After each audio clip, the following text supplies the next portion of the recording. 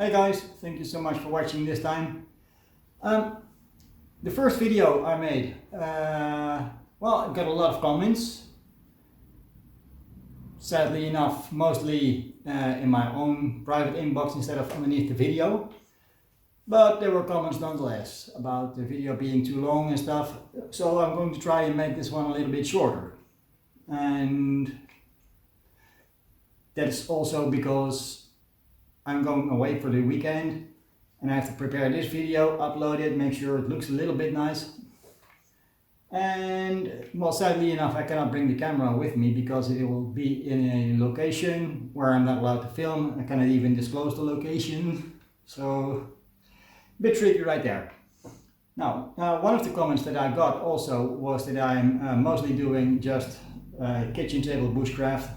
Well, that's not really the truth. I'm actually going outside.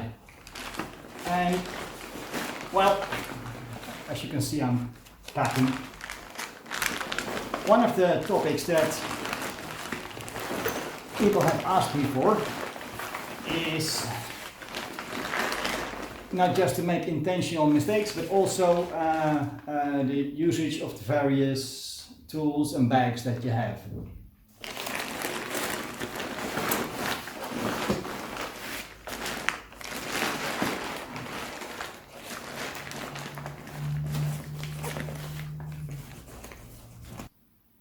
When it comes to making these intentional mistakes, I tend to leave a serious or less serious mistake in every video. Have you spotted the one in the previous video? Some of you guys have, and those are quite experienced bushcrafters. So kudos to them who spotted it. I'll make a video about intentionally made mistakes in a while. And well, it is just quite important to prepare, learn, do some research, and well, we're going over that one step at a time, of course, and then we're going to go outside because this is just a preparation. Now, when it comes to making mistakes, everybody makes them. Some make them more often than others, and that's perfectly okay. If you don't make mistakes, you must be some kind of superhero. So make mistakes. As you can see, I'm almost packed and I'm keeping my first aid kit and my hammock close to the top. And I'll explain about that in another video about how to pack a backpack properly, which size of backpack to use, and so on and so on and so on. So if you want to learn more about that, please like and subscribe, as you can see, and hit that notification bell so that every time I upload a new video with a new message, with a new video about anything, you'll be the first to know. Now, one of the other comments that I had was actually about this fire steel right here that I used in the previous video. And there were some very purist bushcrafters that said, hey, a real bushcrafter doesn't use a fire steel, doesn't need a fire steel. It is a survivalist tool. So how about that? The survivalists and bushcrafters, they have a lot in common, a big lot. There are, of course, a couple of differences, like bushcrafters like to stay outside in the woods as long as possible. Some even manage to stay outside for months at a time. They completely disappear for a while. Then there's the survivalists that usually just tend to want to go back to civilization as soon as possible, by any means possible. And sometimes they're even battling nature. So there's a difference. The usage of the tools has also evolved over time. So, well, there have been knives since the Stone Age, so let's not even go there, because there have always been knives in both disciplines, bushcraft and survival. And there's various tools that overlap each other as well. Now, the survivalists usually carry a fire steel or at least 5 different types of making fire. Let's make a topic about that.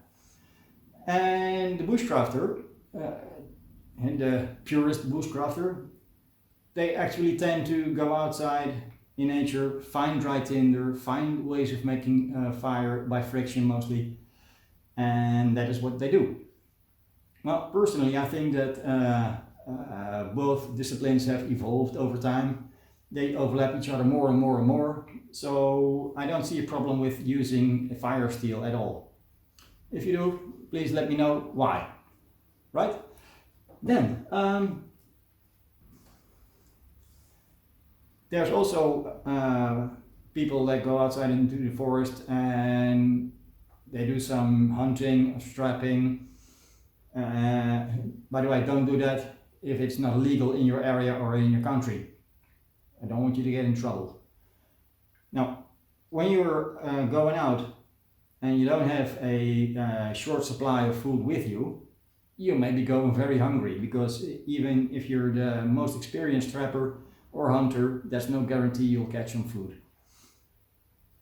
What does matter is that you actually go outside and you make sure that you practice things that you have learned, that you are happy being outside, of course, helps a lot.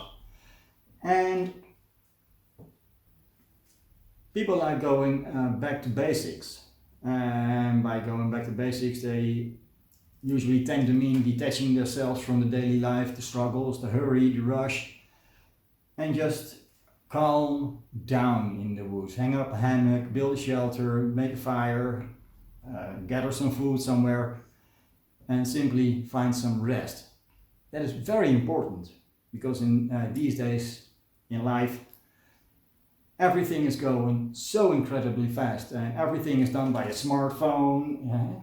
Check out your co-workers, check out family parties. Doesn't matter, they're all constantly busy on their phone, gathering info, data, more, faster.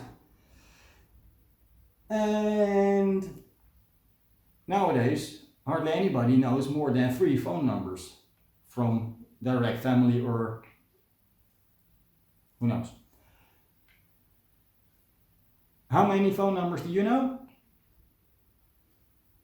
So it's all about going back to the basics, doing things for yourself, with yourself, in nature, with nature. Don't fight against nature, you will lose. And just have a grand time. So that's a bit about it for this time. We've gone over some of the differences between bushcraft and survival. Make sure that whatever you do, you have a great time out there, and I'll see you in the next video, right? Bye bye.